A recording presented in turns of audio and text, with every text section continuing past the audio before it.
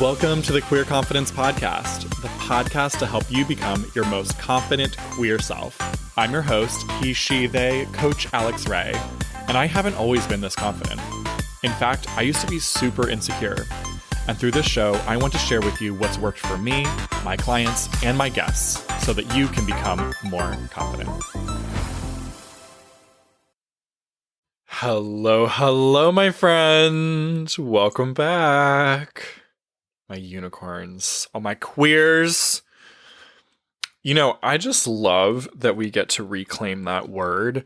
What was once a nasty, unkind slur is now the word that we're using to give ourselves power in this world. And I just love it. So that is why I keep using the word queer.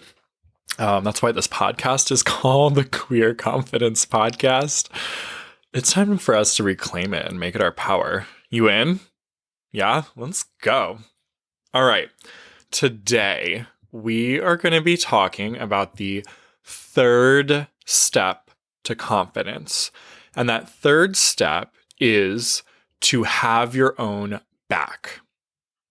So the first step that we went through, remember, was to allow discomfort. So you're allowing uncomfortable feelings, whether it's fear, anxiety, loneliness, etc. You then be your best friend in that. You give yourself a hug. You don't rush to change, right? If your friend came to you and was so upset because they just went through, a tragic event in their life, their friend died, and they came to you and they were telling you, I'm so upset by this. You wouldn't be like, yeah, we'll get over it already. Let's hurry up and feel better. Come on, right? You would listen, you would be there, you would allow them to go through whatever mourning process they need. And so that's exactly what you want to do for yourself. I know that was a very extreme example, but that's what you want to be able to do for yourself with the allowing discomfort. When the fear, the anxiety, the urge to run comes up, it's just because you're trying to run away from those feelings. And so you're going to start practicing allowing them and being there with them to be that friend to yourself. And then step 2, we talked about taking action without needing to get a specific outcome. And we talked about how to question yourself before you take action. Are you taking this out of the place of being that good friend to yourself? Like, hey, let me grab you a box of tissues. Or, hey, you just told me you're ready to move on to this next stage of mourning. I'm here for it. And I'm here to be with you. Are you doing the action in order to care for yourself, or are you doing it to escape?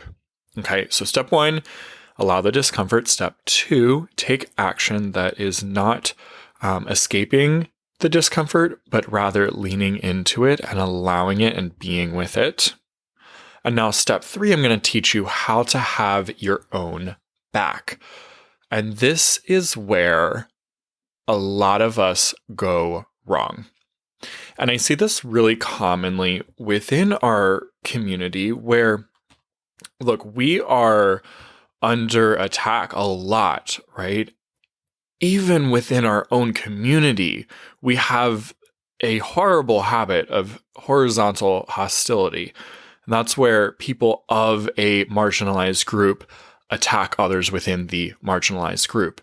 And we see this all the time on apps such as Grindr, with people, with really unkind words to say in their bios, with people on social media bashing each other for, certain things that they don't like about the other person. And we, unfortunately, we just got to get rid of that, y'all. We really do. But I want you to recognize that that is actually a symptom of insecurity. That when we feel confident, when we are fully on board with self-love, we allow room for people of all differences to be and to exist, and for us to celebrate them for who they are without this urge to bully them. And unfortunately, what happens a lot of times when we are stuck in that insecurity is that we go on the attack, right? Like we just talked about, or we assume somebody is attacking us when they didn't mean to. And so that looks like, somebody at work mentions something, not thinking anything of it. I really wish I had a wonderful, clear analogy to give you, but I'm not coming up with any story off the top of my head, okay? So we're just rolling with it. But somebody at work says something to you, it hits you really wrong, and then we strike back. And us gays in particular, we are known for our cutthroat, catty comments that just are razor sharp and dig. Just, we cut, right? And that is the opposite of confidence.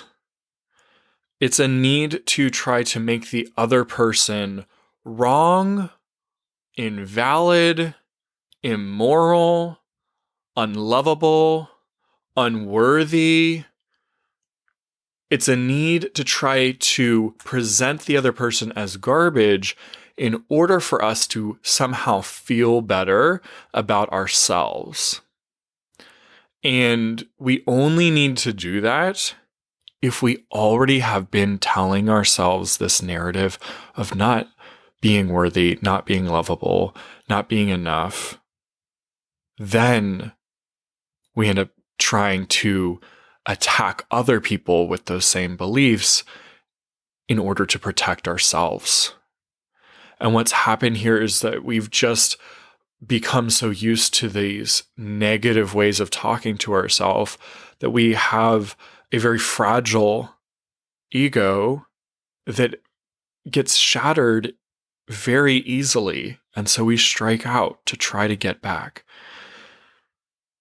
If you want to build confidence, my friend, if you want to become a confident queer, if you want to love deeply who you are, we've got to quit that behavior. And it's going to take a little practice. You're probably going to keep gaining self-awareness as you work through what I'm going to teach you today. And so I want you to just have a place for yourself of just allowing, as you practice all three of these steps, of just allowing yourself to learn and have experiences and get used to it and then keep building self-awareness around it. I'm still on a journey and I will never be finished with this journey. The journey ends when we're dead. So strap in. It's a long flight. Just sit back. The only way this becomes miserable is if you decide that you hate the process and you want to just be finished with it. And that's kind of like being on a long flight to a beautiful destination. Let's say Hawaii. I've never been there, but I really want to go. All right. So from where I am to Hawaii, I'm pretty sure is like a 14-hour flight, something like that. Pretty long, right? I'm in Maryland, so I'm sure, whatever. We're going to say it's like at least 12 hours. On this flight, though, on the way there, I am certain I'm going to be so excited and feeling so elated to be on my way to this beautiful destination. And the flight is going to fly by. I'm not sitting there thinking about, oh my gosh, I hate this so much. This is so miserable. Look at this annoying person next to me, and picking out all the things that feel awful and wrong about it, right? Now, on the return flight, we often experience anytime we're on our way back home from a trip, like, ugh, this is taking so long. And it's just because we're not excited about where we're going. But I want you to think about the process of becoming confident just like this. Your destination is so beautiful and amazing that you are willing to sit through this ride. You're here for it. So, although objectively there are parts of it that maybe had the tables been turned, like, would be undesirable, like the flight home. It's the same as the flight there, only it's a different destination, and we're just not as excited about where we're going. So strap in, allow yourself to be enjoying this process instead of deciding it's miserable, because the process in itself is neutral. Your brain gets to decide whether you're going to enjoy it or not. All right. So having your own back, what is it not? Very simply, it is not defensive. Oftentimes when we talk about having our own back, we think, oh, I got to put on my boxing gloves and like, I don't know any terms for boxing, but like get in the stance, right? Be ready to throw the punches back. I got to be ready to block. I've got to have my shield up. I'm ready to be protective and I'm ready to strike back. That is not having your own back. It's the absolute opposite. How you know you're acting out of insecurity is if you're doing lots of explaining, if you're feeling really defensive, if you're backing down easily, if you're just giving in, if you start finding yourself trying to argue the morality of your point, if you find yourself trying to convince the other person to agree with you, and if you see the interaction as having a winner or a loser. It's not a battle, my friend. Unless you're truly in a battle. It's not a battle, okay? So let's make this a little more concrete for you. So if you have a disagreement with a coworker, they think you should do things one way, you think it should be done another way, and you're pretty certain about this. Here's how you want to approach that conversation. Curiosity. Remember I said in step 1, I think I said, confidence is the ability to create your own calm in any circumstance. That's what we're talking about here. It's creating calm so that you can be open to listening and engaging with that other person. What you're not doing if you are listening and allowing the uncomfortableness is explaining your own point a lot. It's not defending. Okay, it's allowing the other person to speak to their heart's content.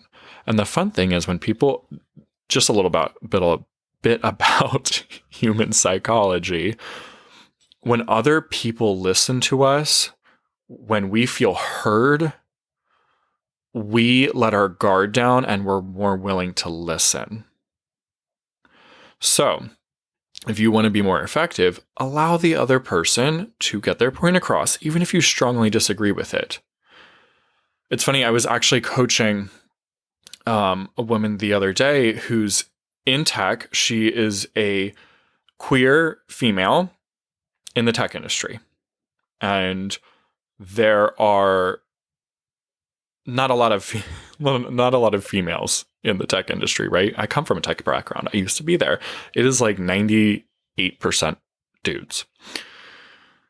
And she was telling me that she really wants to have, she wants the company's direction to be a little bit more about this progression of humanity and helping marginalized communities.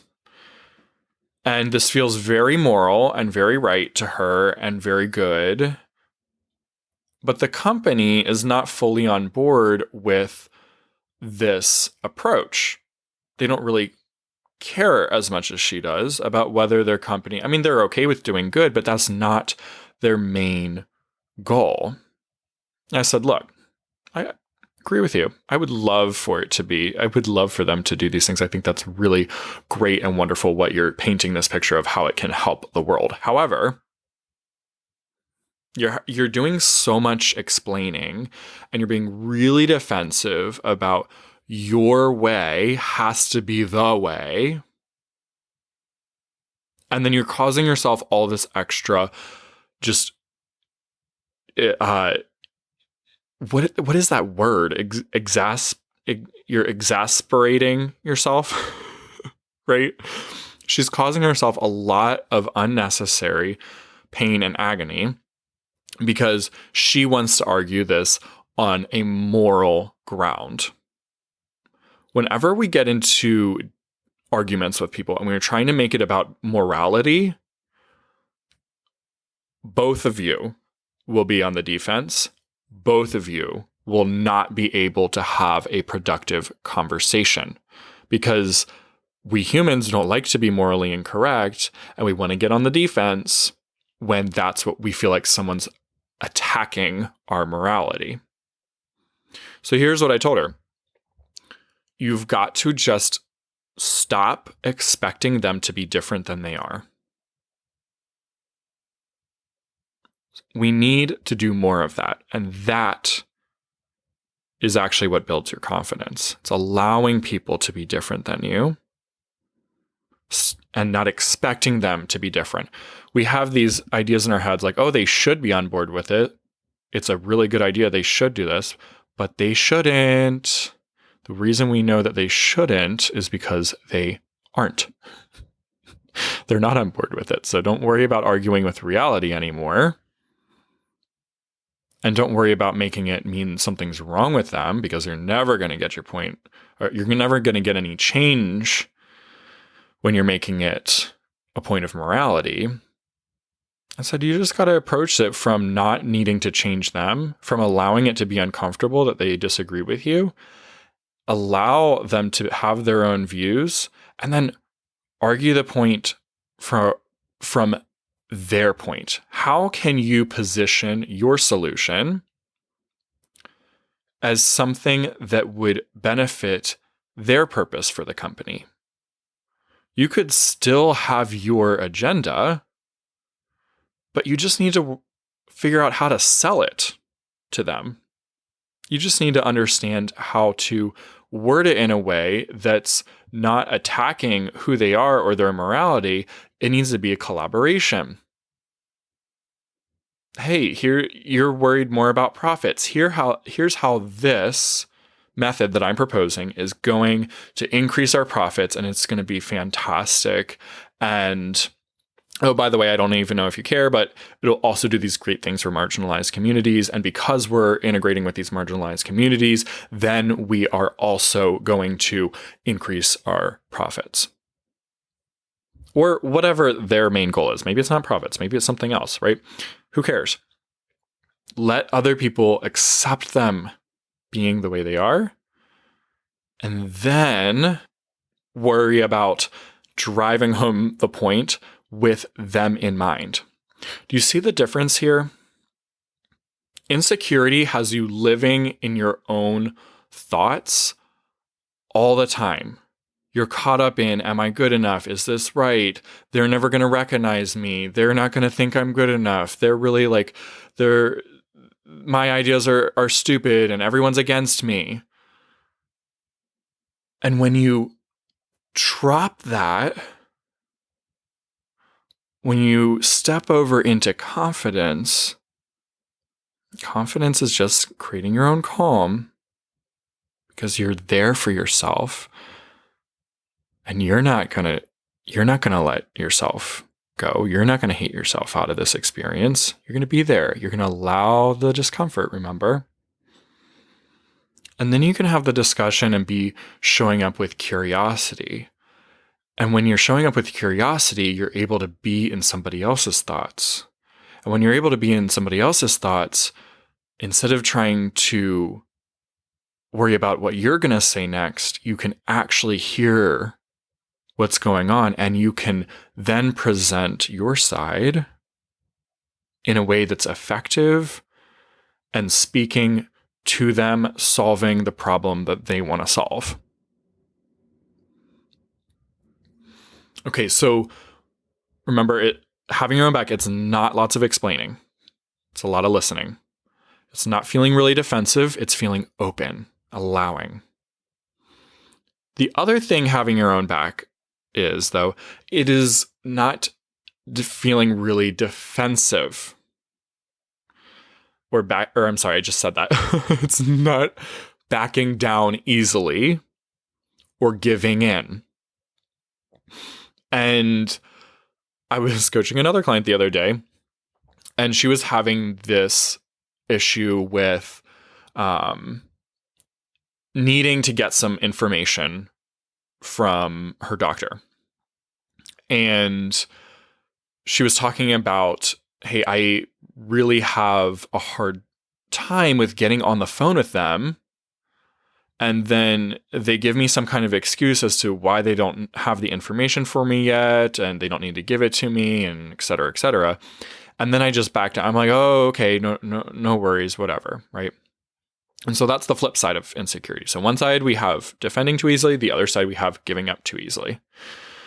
And I think what often drives the giving up too easily is this same belief that, oh my goodness, I'm not good enough.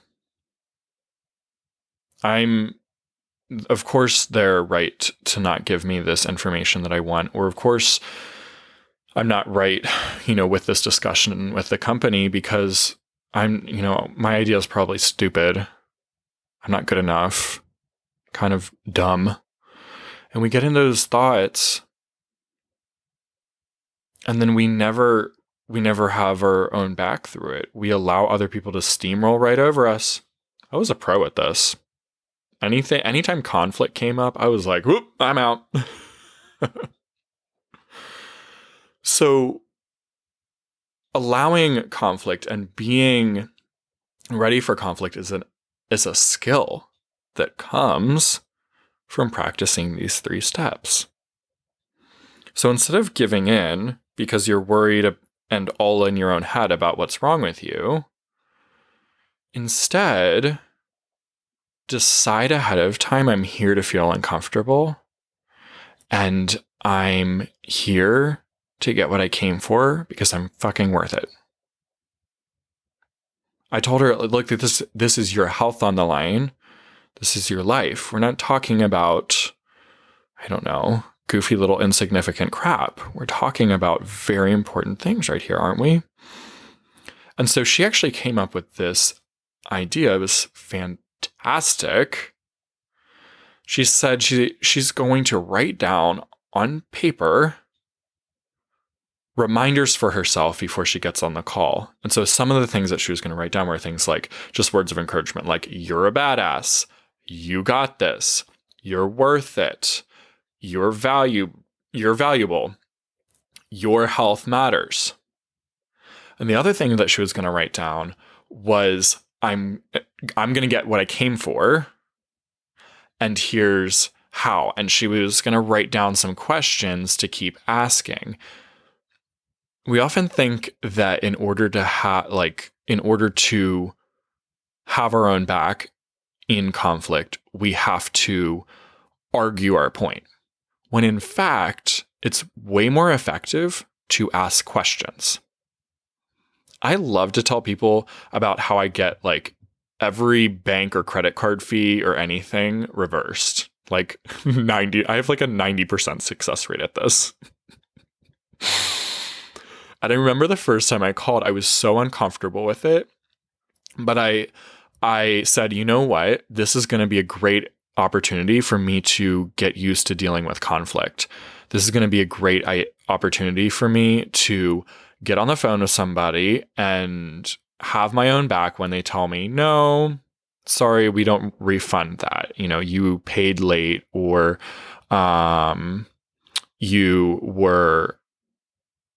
your bank account dipped too low, and so You incurred a monthly fee, whatever. So I get on the phone, and the first time I wanted to die.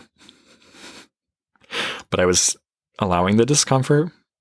I was taking action, making the call anyway, and I was going to have my own back. I decided, even though it felt so freaking uncomfortable. I was like, it's going to be a great exercise. I'm going to learn something from this. And so I just asked questions. Okay, why did I get that fee? Okay. Is there any way I can get it reversed? Okay. Is there any reason that that's the policy? Okay. Is there anyone else I could speak to that could help me with this? Okay. Is there somebody that could maybe reverse this rule? Is there anyone that I could talk to that could make an exception, right? I didn't have to argue my point ever that I don't want to pay a fucking fee. I never had to say that. All I had to do was ask questions. And I'm like a pro at this now. I think it's so fun, and I've talked about it online before because I think there are so many people out there not doing this because they're too afraid of the conflict, because they don't want to have this experience of being uncomfortable. They don't know how. You don't know how to have your own back, and you feel like it's going to have to be just this big blow up argument or something. It doesn't have to be like that. It can really just be not backing down, because you're like arguing the point as you would if you were showing up for your best friend. You wouldn't just leave your best friend hanging if they had, a crisis that they were in. I'm trying to think of like an example on the fly for you, right? Let's say that you're a lawyer and I don't think this is allowed because I think it's a conflict of interest, but whatever. Like your friend gets attacked or something, and then you're in court for this. Like, you wouldn't just show up there and be like, hey, judge, whatever you think is fair, whatever. I think you should probably let my client, aka my friend, I think you should, help them get this as payback for it. There's a word for that. I can't think of it. Y'all, I'm having struggle bus today with the words. Okay, you know what I mean. But we're thinking like, oh, I wouldn't do that. I wouldn't just be casual about it. I would be there. I'd be like, judge, we are not leaving this courtroom until my friend gets what they came for. We're not gonna just pass it off as casual and whatever. And it's so much easier for you when you're feeling insecure to do these things for other people. It's very hard for you to do it when it's yourself. That's okay. That's okay. It's just because your brain is very practiced at being defensive for other people and not for yourself. Again, though, defensive, I kind of like cringe at using that word. It's not defensive. It's just being there and being willing to go through whatever uncomfortable things come up. Like you would if it was your friend in court. You'd be like, hey, I'm here for it. I can help you through it. I'm not leaving your side. We're going to get this solved. We're going to ask questions. We're going to find out who we need to talk to. We're going to make this happen. And so when I highly recommend, if you ever get fees on your bank or credit card or whatever, practice it. It's a great opportunity to practice it and make a little money back. So be there for the discomfort. Obviously, we talked about that in step 1. Take the action, make the phone call, have the conversation with your supervisor, with your coworker, with your friend. And then show up with curiosity, because you know that you are going to be there as if you're your best friend. And repeating this process of allowing and taking action, allowing the discomfort and taking action, allowing yourself to feel uncomfortable. It doesn't feel great, but you're going to show up because you really fucking care, just as you would if it was a best friend. You don't need to ever convince the other person. None of that energy, right? We don't ever need to try to convince or argue the morality. We really don't have to do that. Because you're going to look at the conflict as not having a winner or a loser. Confidence really comes from this place of believing that everyone gets to be a winner, that both sides get to win. And going back to that very first example of the woman in tech I was talking about, she doesn't have to look at it like a winning and losing situation, right? She and these supervisors could both win in this scenario.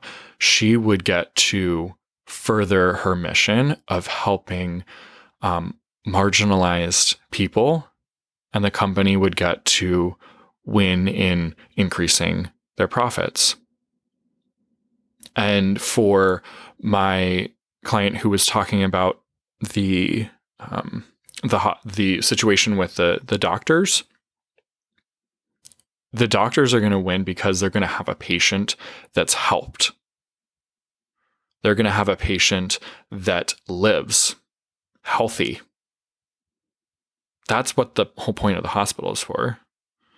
And the bank and the credit cards, like I talked about, they're going to win because they're going to keep a customer. And they make money off of me staying with them. There's no winner or loser when you're showing up confidently. There are only winners. We all get to win because we're showing up, facilitating, allowing ourselves and the other person to be uncomfortable and it to not be a problem. All right, my friend, you have got this. Go back, listen to these 3 steps again. And if you didn't take notes or anything, and just, or I don't know, I'm not really a note taker. So I don't even know why I said that. Jeez, it's just like shit people say, right? Take notes. No. Make sure you're feeling this absorb into you. Make sure these steps are really absorbing into your being. If you want to become confident, you only need to do 3 things. Allow discomfort, take action, and have your own back. That's it. 3 things over and over. And in my Confident Queer process, I take you through this step by step. I teach you everything you need to know so that you can really allow the discomfort in a way that is out of love and not battling with yourself. How to take action and filter it. Are you trying to escape or are you really caring for yourself? And how to have your own back and love yourself all the way through it and allow space for the other person to be different than you.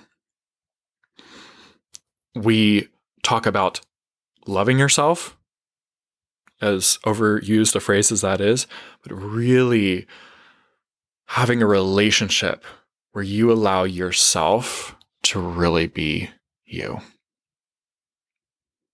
And that's the most wonderful part about this is as you change your relationship with yourself, you change the relationships that you have with other people because you show up in a totally different way. You show up confident. And what would happen if we had more confident queers in the world and less of us were insecure? Well, my friend, I believe we'd have a wonderful, beautiful, unimaginable world filled with lots of rainbows and unicorns. And I'm here for it. Have a wonderful week, my friend. I'll see you next week. Bye. If you enjoyed this episode, don't keep it to yourself. Share it with a friend so they too can become more confident. You can also help more people find the show by leaving a 5-star review wherever you listen.